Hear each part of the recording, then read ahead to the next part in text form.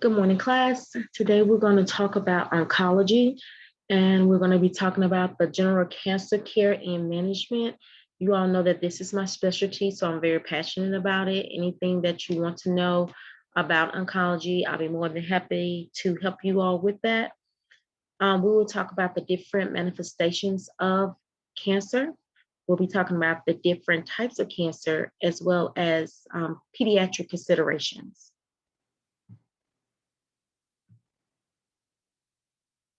So our unit learning objective is going to be identifying populations that are at risk for cancers, identify common terminologies that's going to be in your book as well, identify correct T&M staging of the categories, and there is a chart that's in there that you all are going to be responsible for.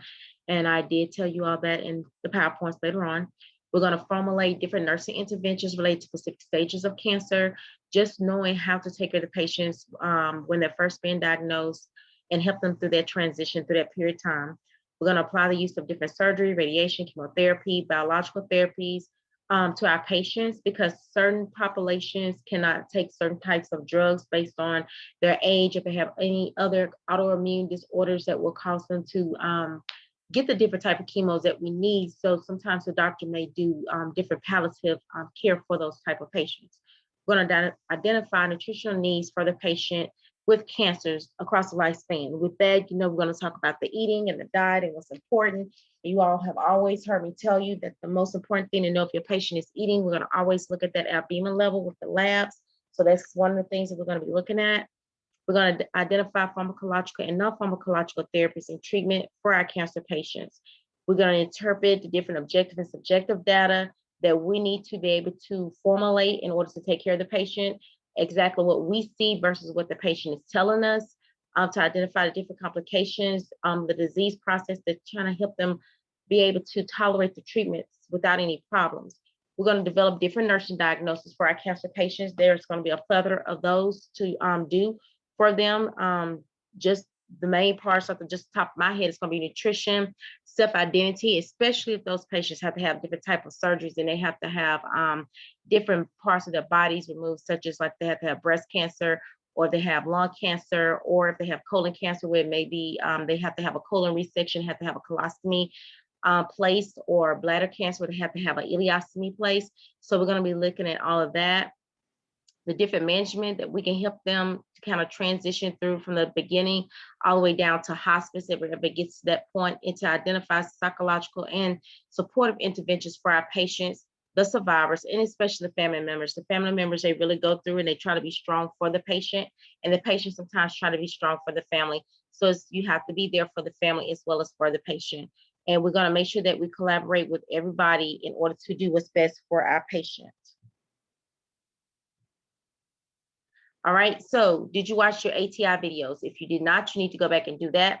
I have also listed on the module, on the module page, the list of the drugs that you are responsible for.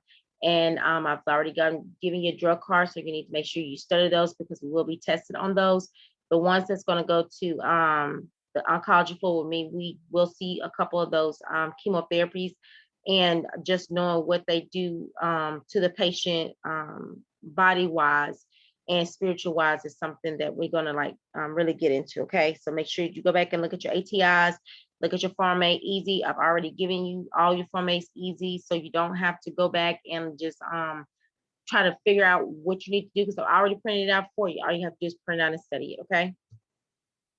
Okay, so we're pretty much going to follow our syllabus to the T. We're going to talk about the incidence, the prevalence, the level of prevention. Interventions is going to be surgery, radiation, chemotherapy. Sometimes if they catch it enough time, some patients just do the surgery. They don't have to do the chemo and radiation. And my mom, she's a prime example. When she had her when she was diagnosed about 20 some odd years ago, she did the surgery and was able to get all of it because her cancer was encapsulated in one particular area, so she did not have to do chemo or radiation. Sometimes they have to do surgery and radiation. They may not have to do the chemotherapy. Sometimes they have to do all three. It just depends on what's going on with the patient. Then we're going to talk about stem cells, nutrition, complication, and the role as nurses.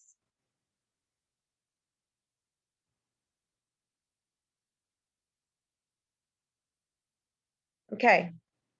Student learning objectives. You're going to learn how to do patient-centered care, provide holistic, compassionate, coordinated, aging, culturally appropriate. You always have to be culturally appropriate when we're dealing with different patients. Don't just assume different things. I know we have gone over different cultural things, and yes, Jehovah Witnesses do get chemotherapy, but when it gets down to the point where they have to receive blood, they will not receive the blood products. So just because they believe in certain things does not mean that they will not do the chemotherapy if they want to extend their life. So you have to be just culturally appropriated, and then it's kind of like know what's going on with them and be kind of sensitive with that. We need to know the safety and the effectiveness of the care when we're taking care of the patient. We need to be able to tell them the things they need to be looking out for when they go home for safety wise, especially when we give them chemotherapy that's going to affect their different blood cells, such as your platelets. We'll talk about that more in detail on how I have to teach my patients, male and female, when it gets down to that. So I kind of like go into that detail with you.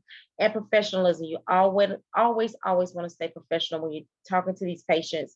Some don't get in a habit. If you have somebody and they remind you of your grandmother or your auntie or your mama, that you call them mama, daddy, grandma, call them by their legal name. If it's Miss Susie, Mr. Peter, whatever it is, be very, very professional with them. And yes, sometimes they'll tell you, oh, you remind me so much of my daughter, or you remind me so much of my granddaughter. Thank you.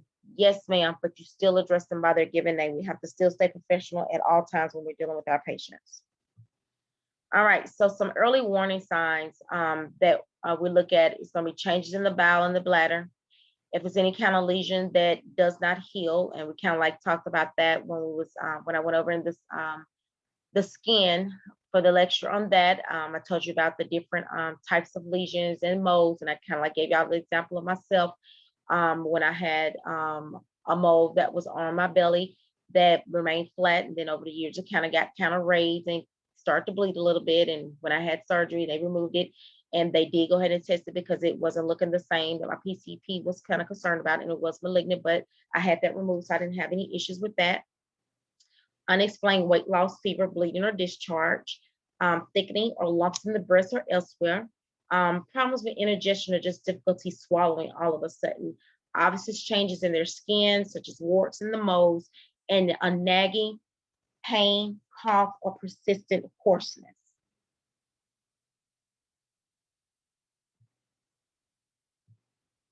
So what is cancer?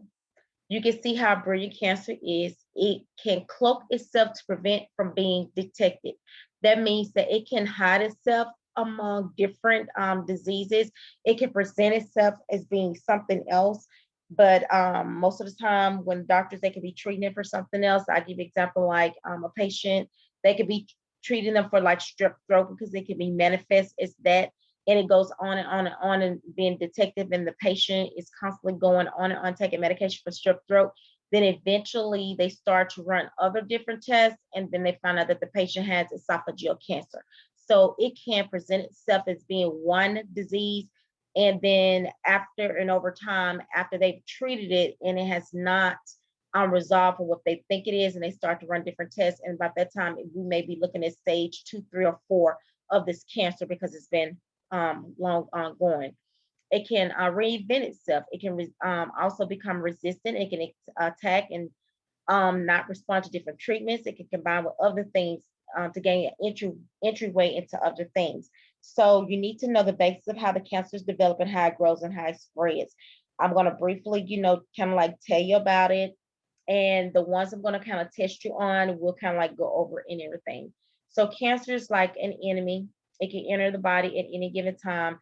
Stress, believe it or not, can bring on different things. Things in your life that can be just bothersome. Your body, it could be manifest and it could be just sitting there dormant and we not know it. And stress brings on a lot of things. It can start kicking off that autoimmune system, and other things will start to manifest. When I told you guys about when the COVID vaccine kind of came out, where this lady, all of a sudden she developed cerebral palsy. Well, and COVID caused it. Well, no, and yes, COVID brought it out because she already had that autoimmune disorder that was laying dormant. And by her taking the COVID vaccine, it's the MMRN, which is a memory cell to If your body gets it, your body recognizes it as an antibody. So all it did was just kickstarted that cerebral palsy that was already laying dormant.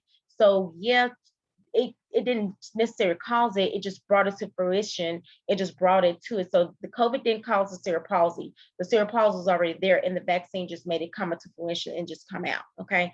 So people can have different cancer cells that can be there and just lay dormant and never know. And we just don't never know until different things happen. So with that being said, there's so much research behind it, and they try to link it to genetics. So if you have a family history of different things, you kind of like want to make sure you let your PCP know if you have a family history of different type of cancer. So when things start to manifest in you, they can kind of like go in that direction. Okay, well, let's test you for this just in case this is what it is, and trying to get a jump start on top of it. Okay, so these are your pharmacology made easy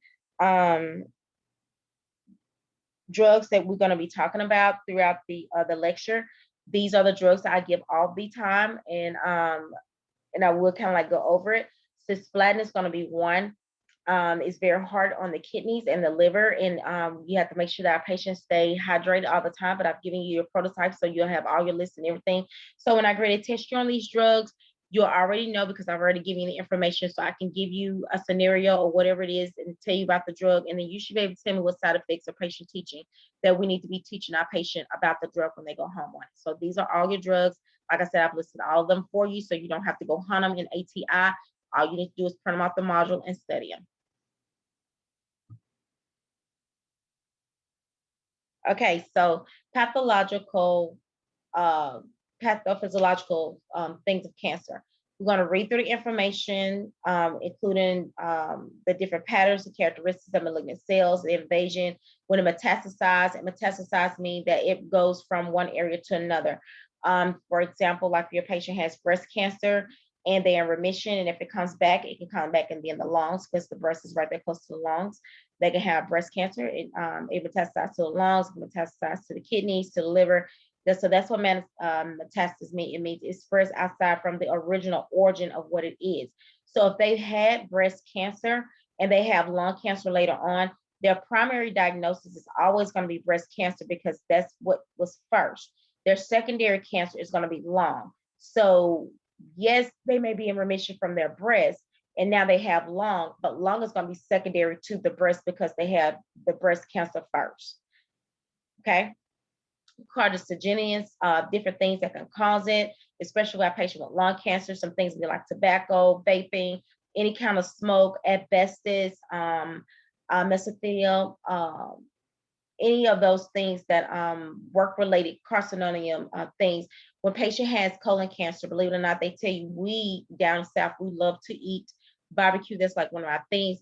But just the char from the charcoal from the meat can cause, it has been linked for different type of colon cancer because I have a doctor that does research and that's his thing is colon cancer, and that he did his big study on it, saying that the carcinogen is just from the char from grilling our food, just eating that. And it tastes good, yes it does, but our body is not used to breaking those type of things down. So when it kind of like manifests and lays dormant there, we start cause problems with our colon.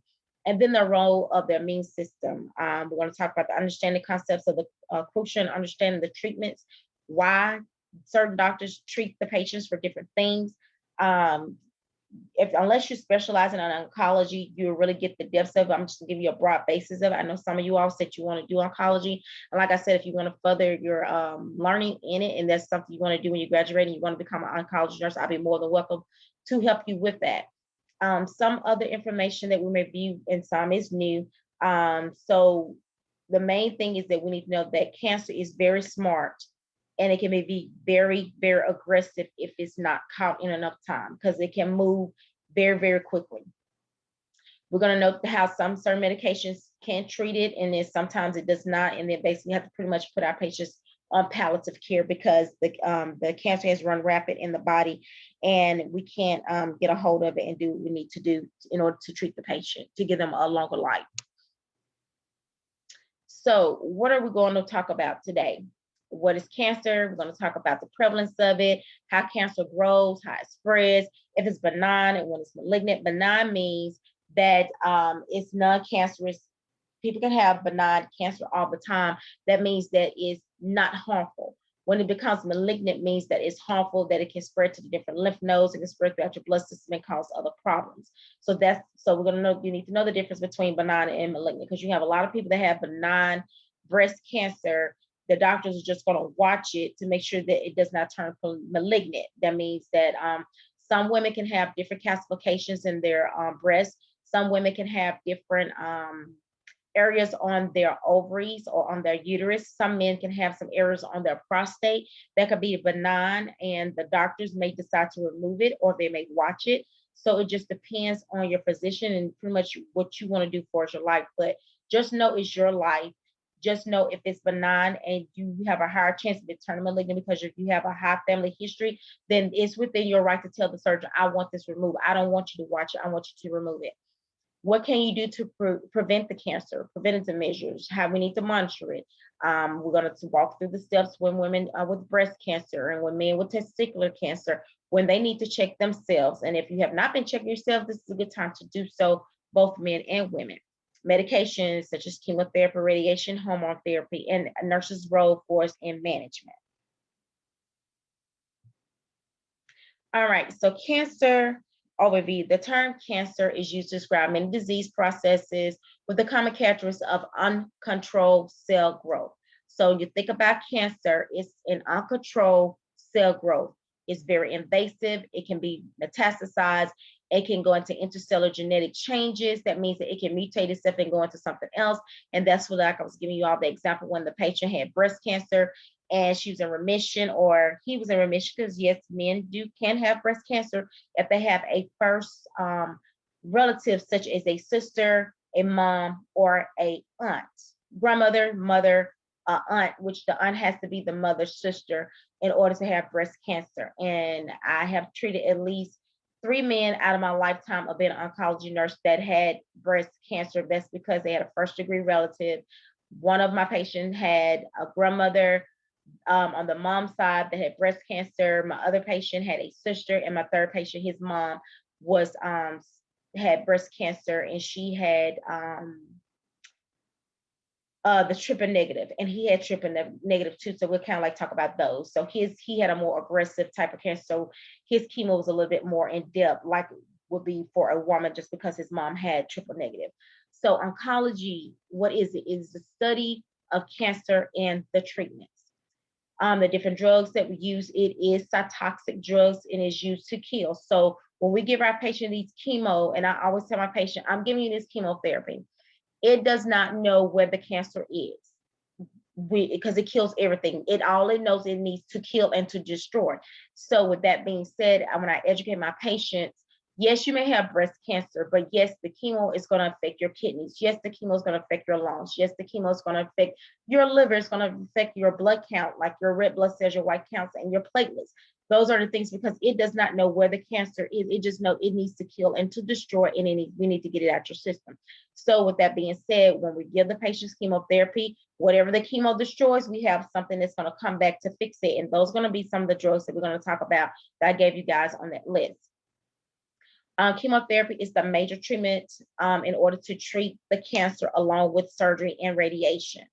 Now, like I said, some people have to have all three. Some people can just have one, and some people have the 2 out of the 3. It just depends on what's going on with the patient, during the staging of the cancer, and what the doctor feels, which is the best treatment for the patient in order to get them to a stable life of comfortable living, to say the least.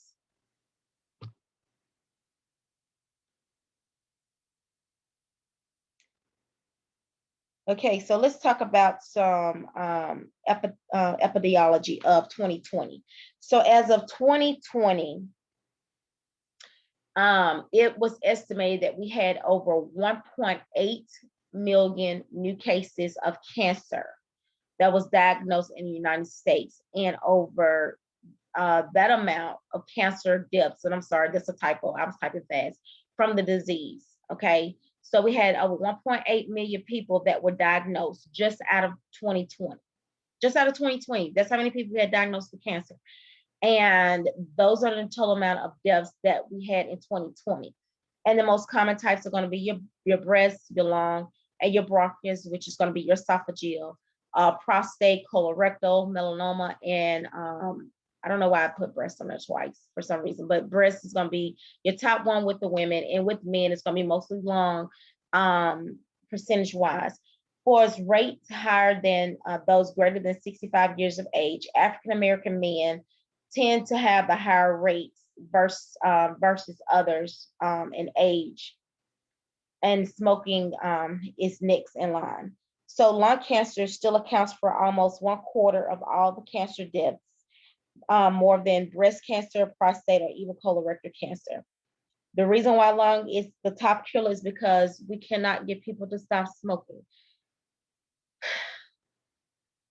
That's my pet peeve on that. Lung cancer, when you take care of a patient that is dying from lung cancer, that is the most horrific death to witness, because they are literally drowning in their own secretions. Literally. I don't care how much oxygen you can give these patients. They can be on high flow. You can put them on BiPAP. They are still literally drowning in their own secretions, because when you're giving them BiPAP, we're trying to force air in the lungs. You can't force air through fluid. That's just like me trying to blow water through a balloon that's full of water. You just, it's not going to happen. That is the most horrific death. And I've seen 2 of my patients out of my lifetime of being an oncology nurse. And that was the saddest death, to the point where we had to literally take the family out of the room, because they was literally like, give them some oxygen, do this, do that. We literally had them on face masks, and it's like the fluid was literally, one of my patients, it just hurt me. So I had to like literally clear the room, because she had a 9-year-old and a 15-year-old daughter that was in there.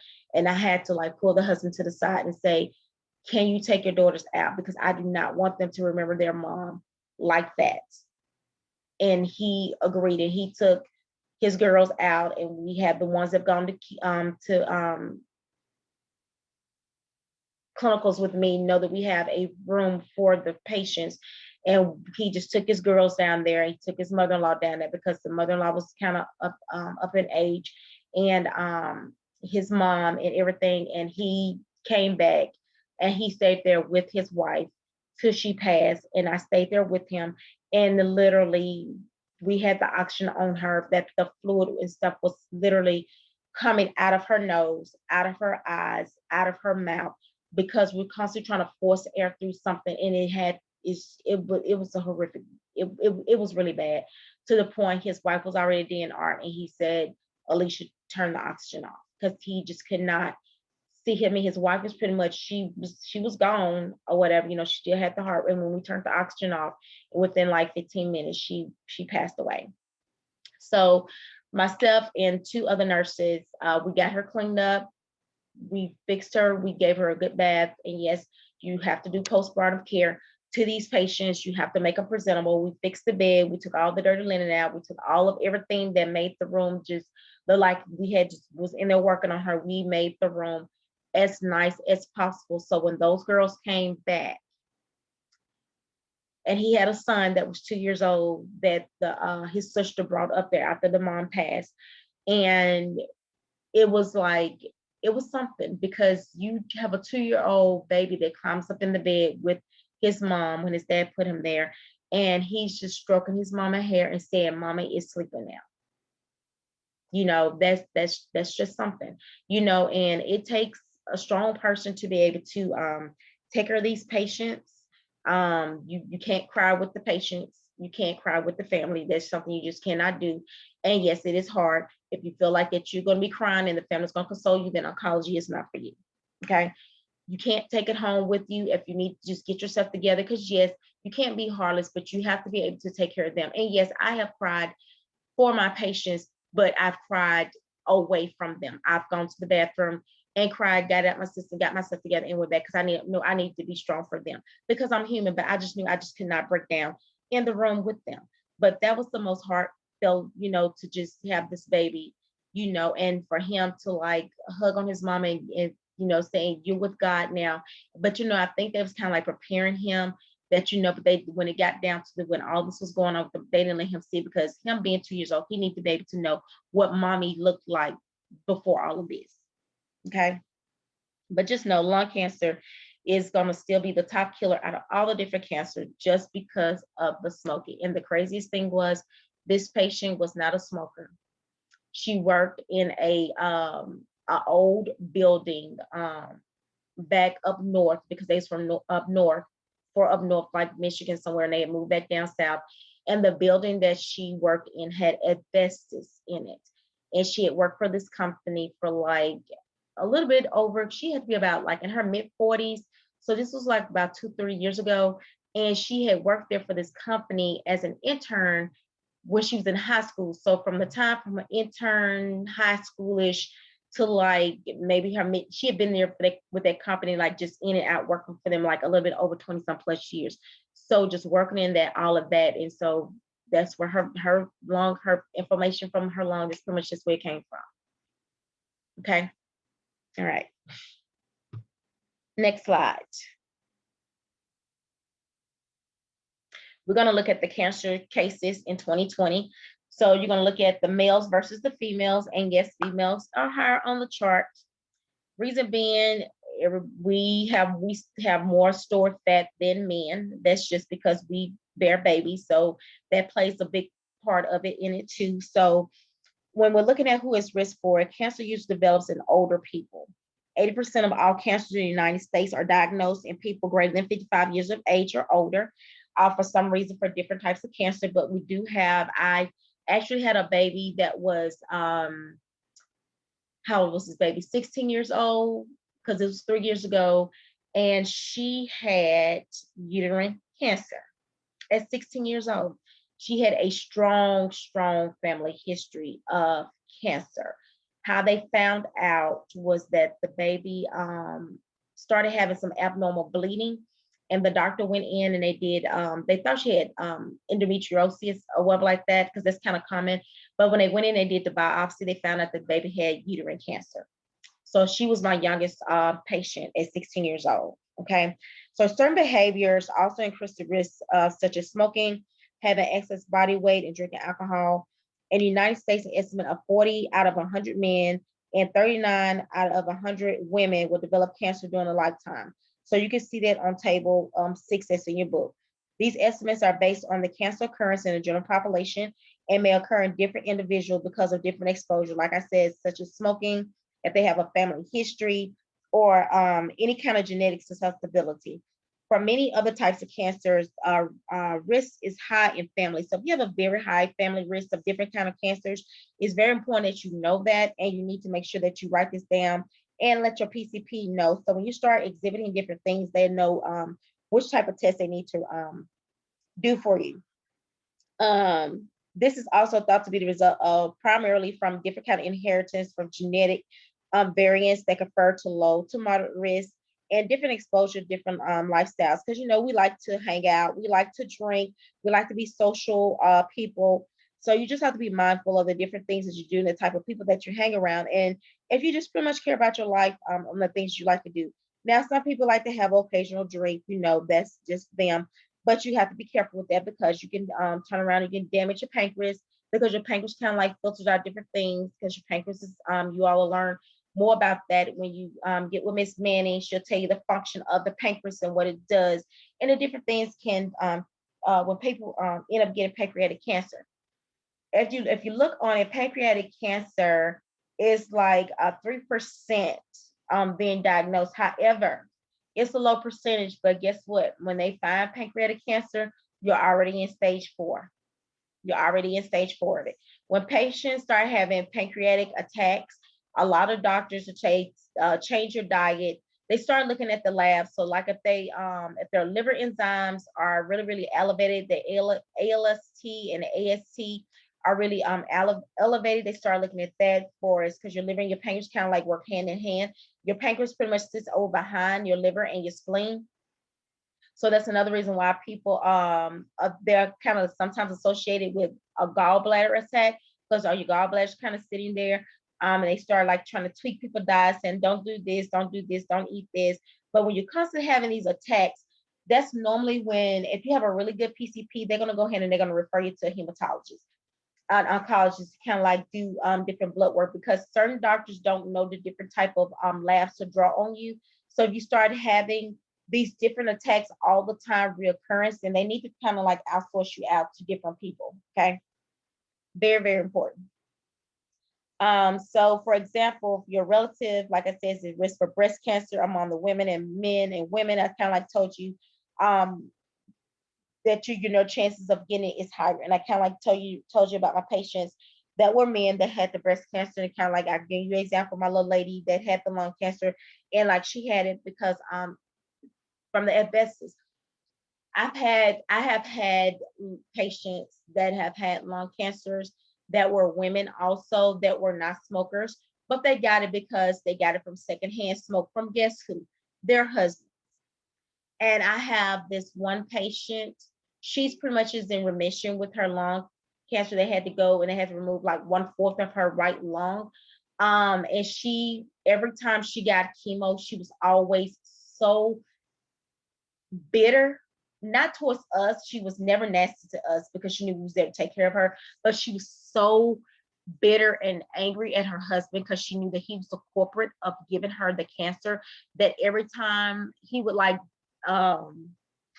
try to be, how I want to put it, like say if she wanted something to eat, it was like he was always there like handing food, what do you want to eat? And sometimes it kind of made me kind of angry in a sense, because yes, I knew she was upset she had the cancer, and he felt guilty that he gave her to her. Like he would say, like one time she said that she wanted something from Captain D's, and I'm sitting there looking at like, you're not even going to eat all that, because I've never seen you eat that much out of the times that we feed you here in the clinic. She had him to go get this seafood feast from Captain D's. And people that eat at Captain D's know Captain D's is very expensive or whatever. And I want this pecan pie, and I want the jalapeno poppers, and I want a large sweet tea. When I say she picked over that food and she made the nurse throw it in the trash, and I asked her, said, "Do you want to take it home?" No, because he's going to buy me something to eat when I get home. And that in itself kind of made me upset with her, because now you're being passive aggressive, because yes, he's already feeling guilty that he did that, but why continue to go? Because to me, you're not gonna, yeah, he gave it to you from secondhand smoke. Yes, I agree. I will be angry too. But it comes to a point in time, if you continue to be angry, when you're doing more harm to yourself than anything, because your body can't receive what we're trying to give you, because it's like you're fighting against what we're trying to give you for us medication wise, because you're constantly putting your body under undue stress, and so the chemo can't do what it needs to do. So it had got to a point one time when she came back like 3 weeks, because she was getting a treatment every 3 weeks. When she came back, and her husband had come with her that time, and as I said, "So your husband," she's like, "No, he said he's going to sit out in the car." And so she felt bad. So I sat down and I talked to her, and I kind of like, okay, I was like, "What's going on with you?" Or what I mean, what's going on? And I said, "I'm just telling you, like out of my observation." I said, "Me personally, yes, if that was my husband and he gave it to me, yes, I would be angry too."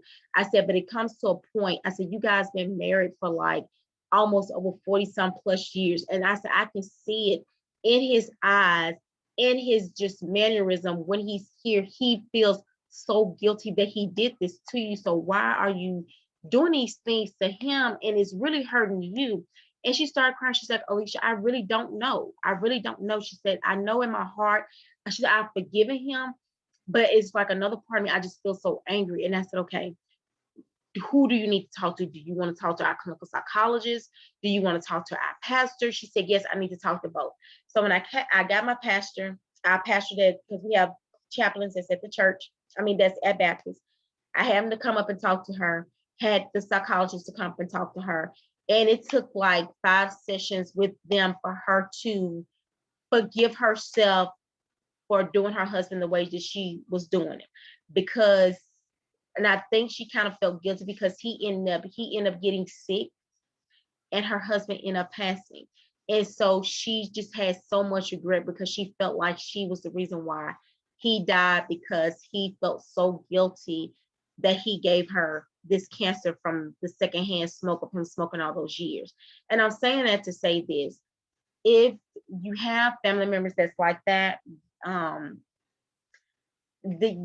it's going to kill them in the end, because they already feel guilty that they did this to a loved one, and that they never, and they're already eating up with guilt, and then they're eating up with guilt. And it's like, now she's in remission. And so we see her every year for Valentine's. She always bring us Valentine's. She always bring us stuff during the holidays.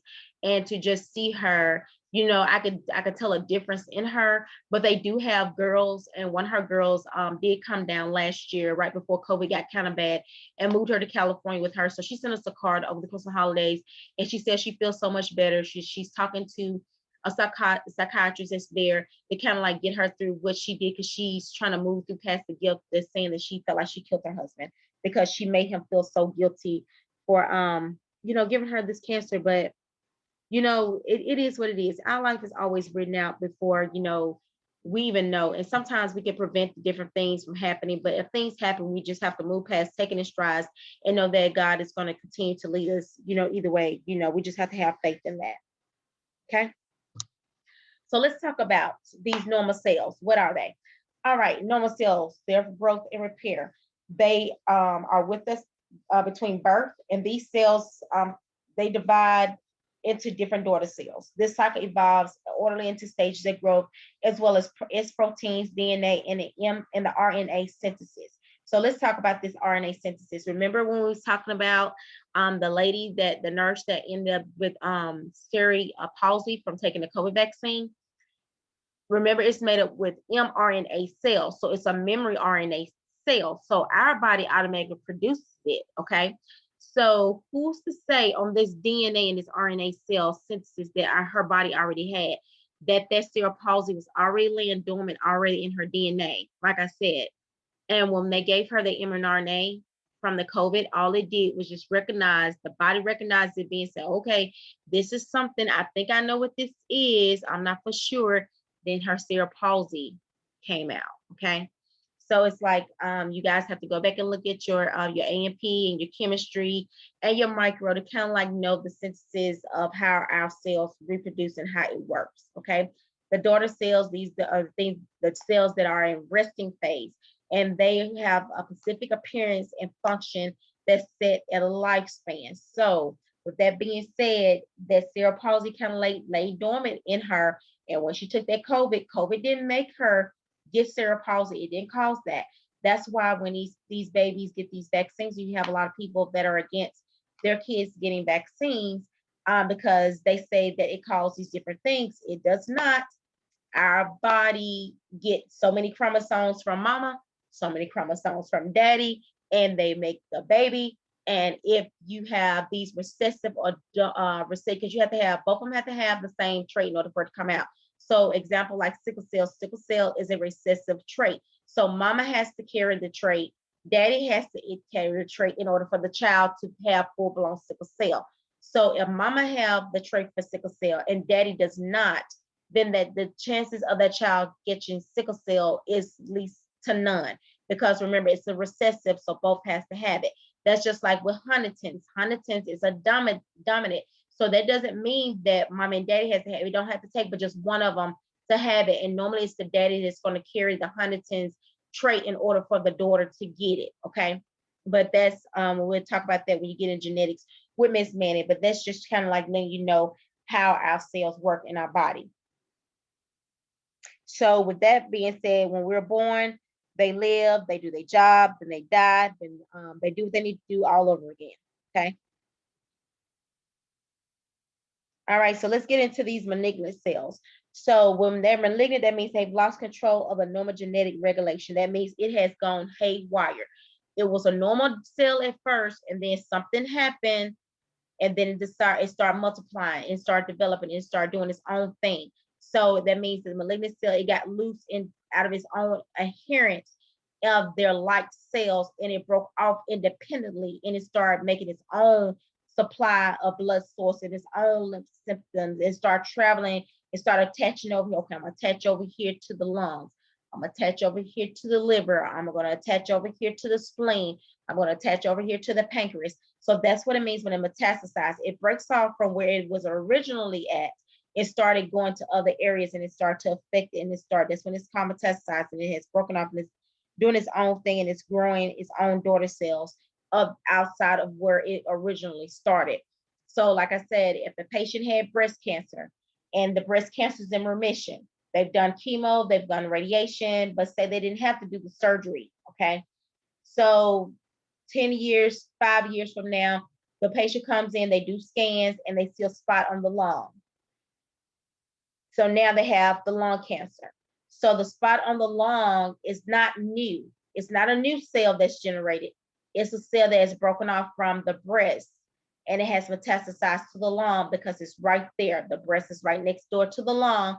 So that new spot has come from the breast. So it metastasized from the breast, now it's to the lung, okay? So now they have a secondary cancer, which is lung cancer, from primary from the first cancer, which was the breast, okay? It's a lot. I'm just giving you a synopsis of it. Unless you're planning on going to be specialized in oncology, that's what you want to specialize in, then that's when we have to really get down deep into it. But I'm just doing a synopsis of it so you can kind of like know and see what oncology looks like. All right, so cancer from a healthy cell to the cancer cell. This is a lovely YouTube link. Watch it, click on it, and you will see exactly what I'm talking about. So make sure that you watch it, because some of you guys are visual learners, and I'm a very visual learner. So I try to put things out there for you all to help you all be able to see it and understand it, okay? All right, so let's talk about it. When a malignant cell develops from a damaged normal cell, beginning with a random mutation.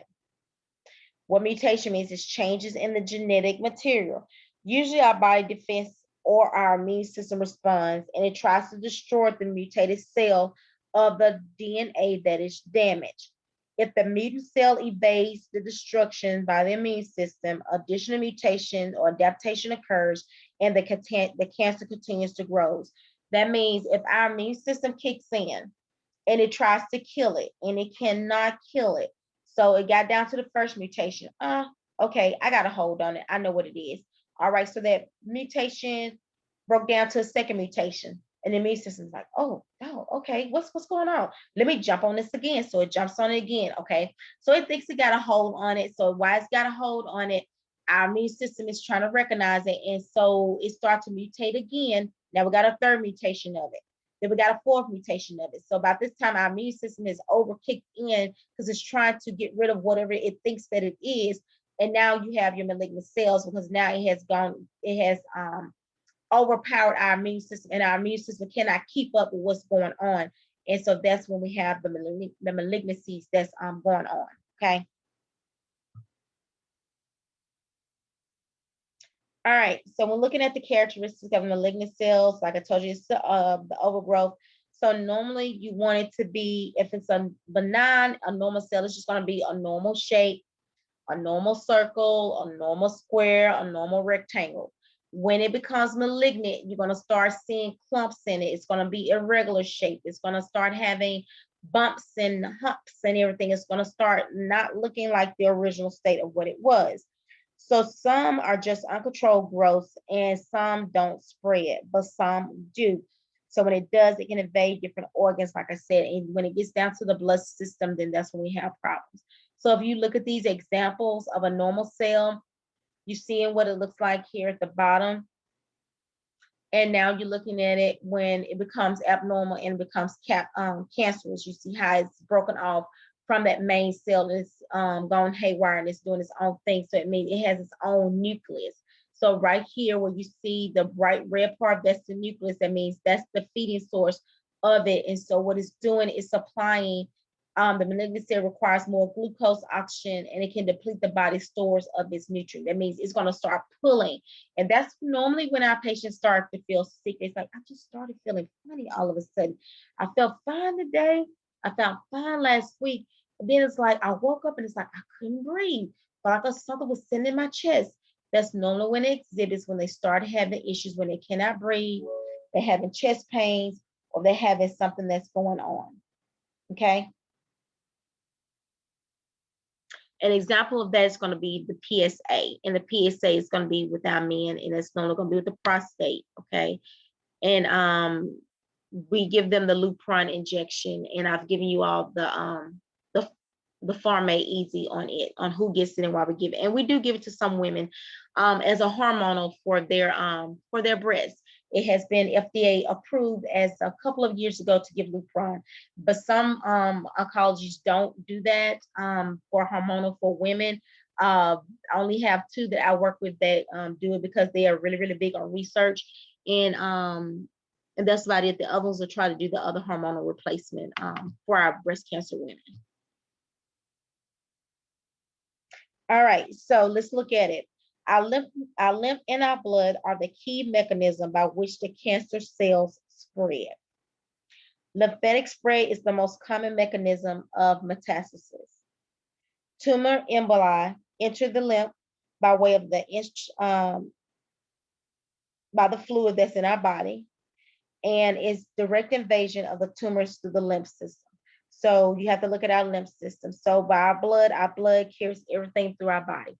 Once it gets in our blood, that's a highway to heaven for them. It can travel wherever it wants to go. So like I said, benign tumors do not have to have the ability to metastasize, but it can be equally as dangerous or not deadly, depending on the location and the size of it. So if you have a benign tumor that's in the brain, most likely they're going to do gamma knife. The doctor's not going to take chances because guess what? Our brain is our main source, because a benign tumor still can grow. It may not metastasize, but it can get big in size. Or if the benign tumor is obstructing our airway, it could be a problem. They're going to go in, they're going to remove it. Metastasis, like I said, it's like you have more details in it in the book. But like I said, benign tumors, even though they may not metastasize, but they can be, it's dangerous and deadly, especially if it's in certain areas that needs to get a lot of blood supply, which is going to be in our lungs, in our heart, and in our brain. Okay. Sometimes it just depends on our doctors. I have had some doctors to remove benign tumors off of kidneys. I've had some of my doctors remove benign tumors off of the liver. And I guess they go ahead and they do that because our kidney is a big blood source as well. And it can cause other problems too with our adrenal glands and cause problems with diabetes.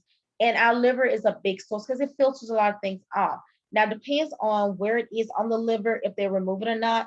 If it's on the tail of the liver, they'll leave it alone. But if it's on the head of the liver, they're definitely going to remove it because the head of our liver is a little bit bigger, more vascular source. And they're afraid that, it's going to feed into that tumor and it's not going to do what it needs to do. So they have removed off the head of the liver, not as fast as they would on the tail of the liver. Okay, so you got to look at the dynamics and the anatomy of the organ to determine if the surgeon where they're going to remove it. So as long as you know your anatomy of it and you kind of like have questions like, well, it's on here, but why they didn't move it? Then I can explain to you why they didn't move it if you decide you want to do oncology. Okay. All right. Let's go to our next slide, if it goes. All right. So what is the role of our immune system?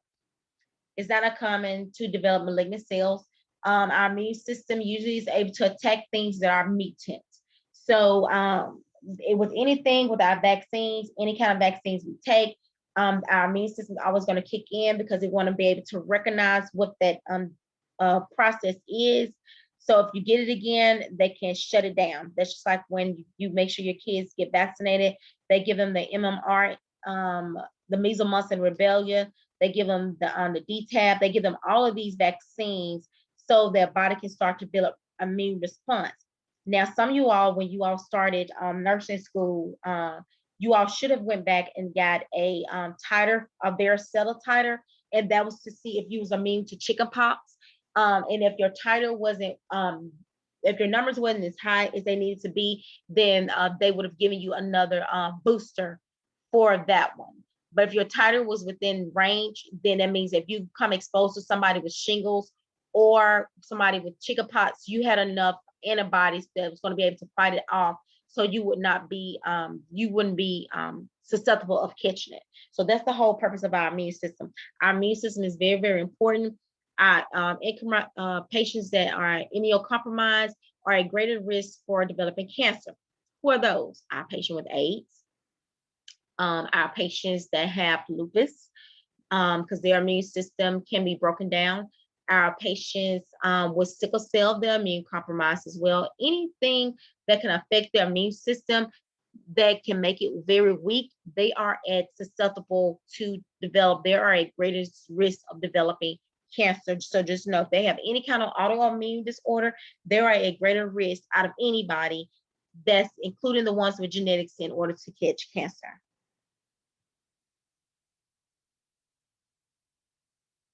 All right, so our carcinogenesis, a malignant transformation when a normal cell mutates in 3 steps. So substances, viruses, bacteria, chemicals, environmental factors, they're thought to contribute to these familial factors. Like I told you, if you have a family history of it. So some viral examples are going to be HPV, cervical, head and neck, hepatitis B, it affects our liver. So HPV, there is an injection that was out. Some of you guys probably are young enough to get it because they started giving them to young ladies at the age of 10. My girls, they got them, and my son got it, got those injections as well, for HPV, because of my high family risk of that. And young men can get it, I think, all up to the age of 22. So if you have not gotten it, and if you want to get it, if you have a family history of it, then talk to your PCP. You can still get this injection.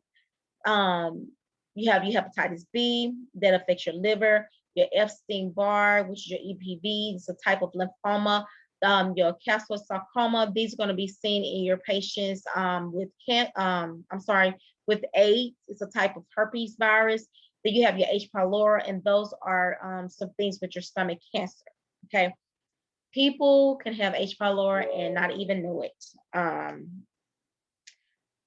It's just one of those things that happens.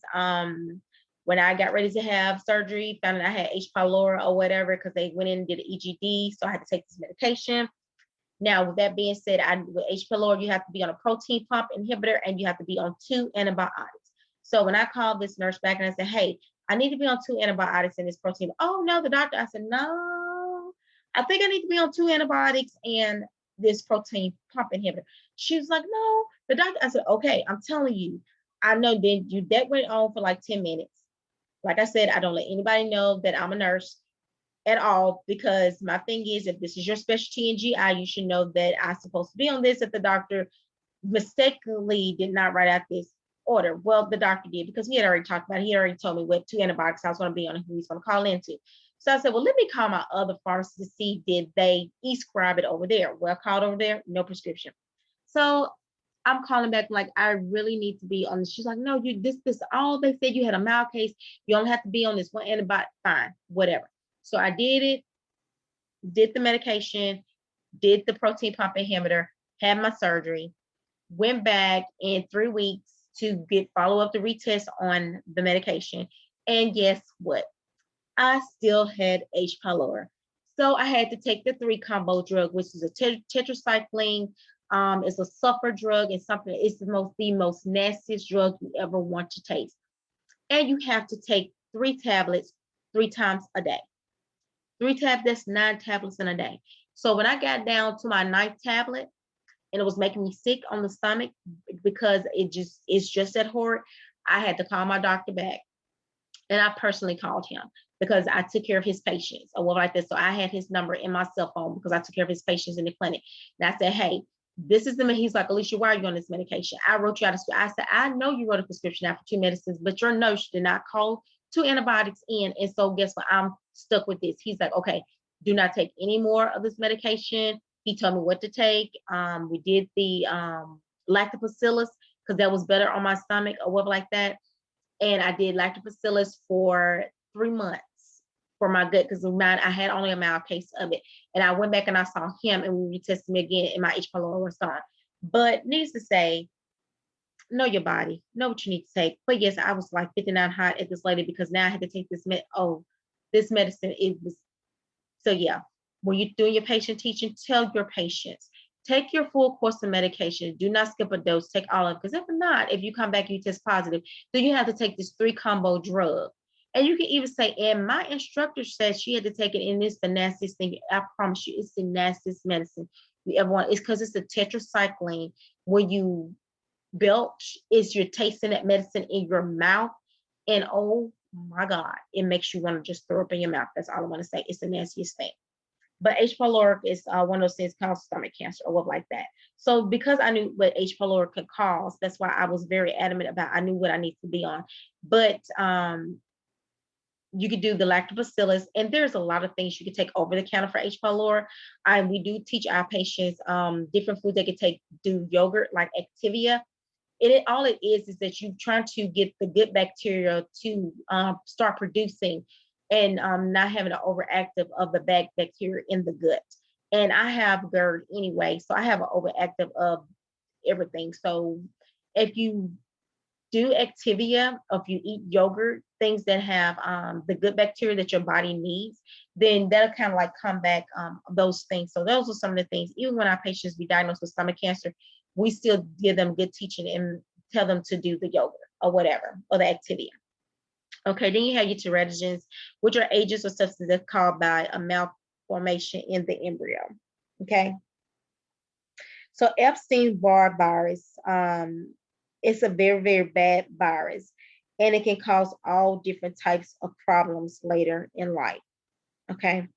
So when any of your patients that they have any kind of viral anything, so most viral, we have a lot of antivirals now. We do have medications for. Just know if they have a viral infection, they cannot take an antibiotic. Biotic means bacterial based. So if they have HPV, they cannot take an antibiotic because it's for a bacterial thing. So kind of get those in the back of your head. A lot of people, when we tell them you have the flu is a virus. You cannot give them Bactrim DM for a virus because Bactrim is an antibiotic.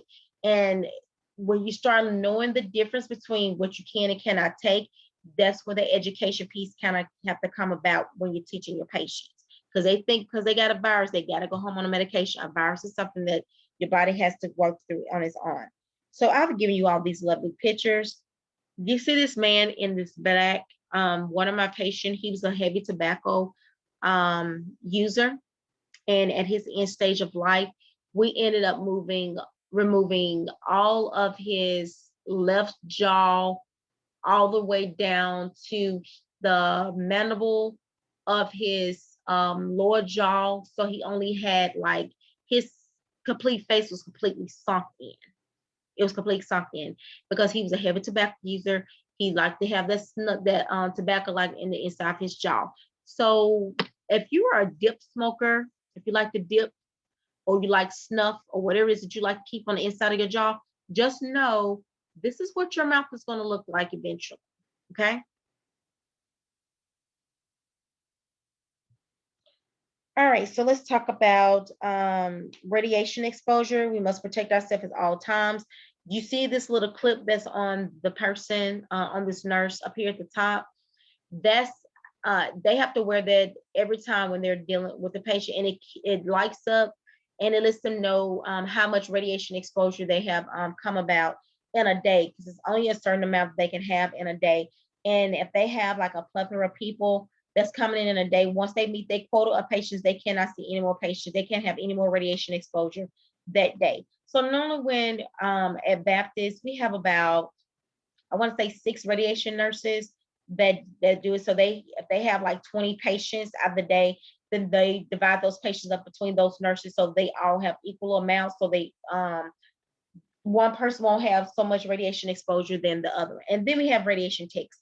They wear those clips as well, so they can know, and they be assigned a certain amount of patients as well, because they only can have so many radiation exposure in a day, as well as the doctors.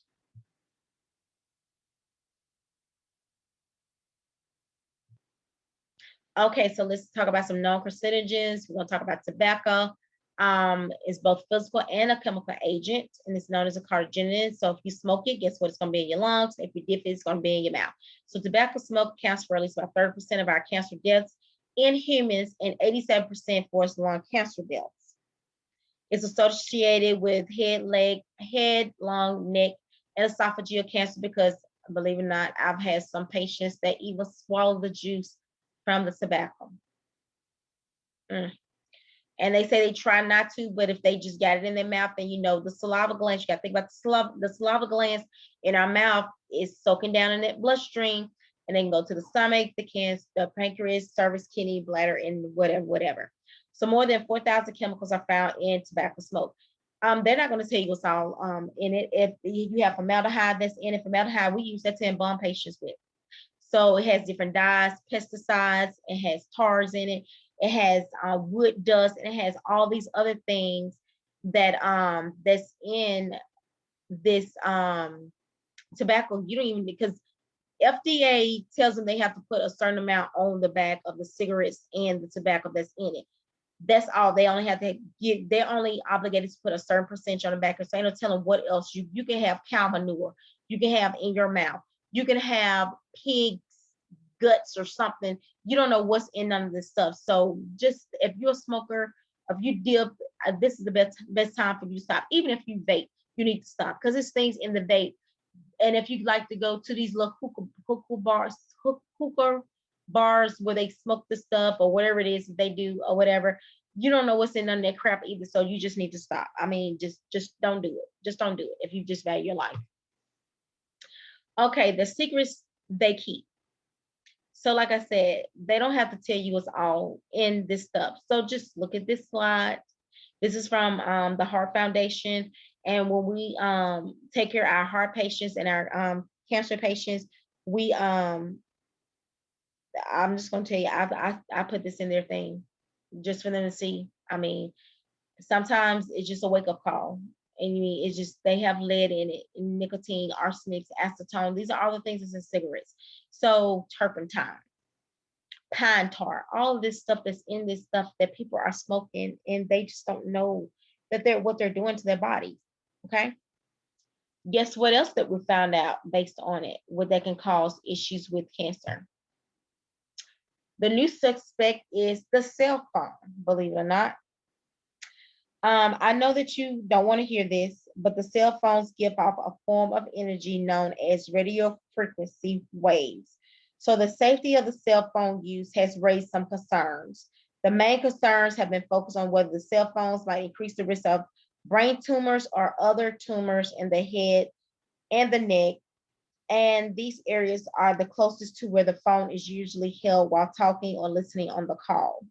Several dozen of studies have looked at the possible links between the cell phones and the use of tumors.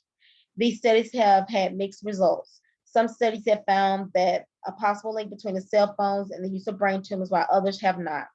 More recently, the U.S. Food and the Drug Administration issued a technical report based on studies published between 2008 and 2018, as well as the national trends of the cancer rates. The reports concluded that based on the studies that there are described in detail in this report, that there is insignificant evidence to support the causal associated between the radio frequency, radiation exposure, and tumor formation. But if you look at this, they did this on a person here. So this is before the cell phone use. They did this radiology of the patient. So after 15 minutes of this patient being on the phone, they came back and they put this person up under the x-ray, and look how this patient is lit up.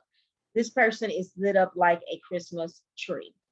So I think the most healthiest thing is, because I'm guilty of it. I mean, I be on the phone all the time too. I think the most healthiest way of doing it, you may want to just do your phone on Bluetooth or speaker, or get you a headpiece, so the phone won't be directly against your head. Okay, we're gonna take a break after this, and we're gonna talk about the genetics, hormones, and nutrition. We talked about genetics, nutrition, the hormone agency. When we're looking at breast and ovarian, it has a strong familiar tendency. Nutrition such as fats, alcohol, salt cured, and smoked meats. Like I said, we love smoked meats here in the South. Nitrates containing foods and red and processed meats. Poor diet, obesity can also contribute to different types of cancer. Hormonal agencies contribute to growth of cancer. We're going to read up that. You can read up on that in the book. This information is important to understand so we can talk about the hormonal treatments of cancer and you will understand the correlation in it. So our genes, our diet, and the way we just process things in general can determine the type of foods and things that we need to eat in order to prevent and to try to slow the spread of cancer in itself. Okay. So with that being said, we're going to stop here and we're going to take a break and then we're going to come back and jump back into this.